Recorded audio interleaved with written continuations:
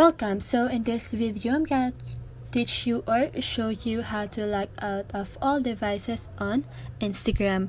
So first, you want to open your Instagram app, and then you want to go to your profile.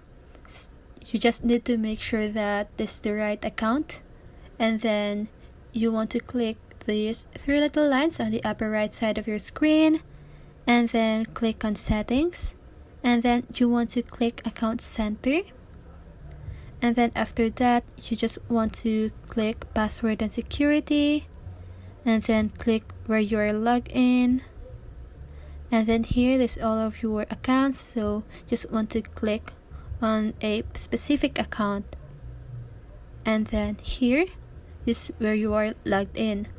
So you can click select all, and then you want to click logged out, and you just want to click log out. Okay, so just wait, and then that's it. I hope this video helps you, and if it did, make sure to like, subscribe, and hit the bell notification so you won't miss a video. See you on the next one, and have a great day.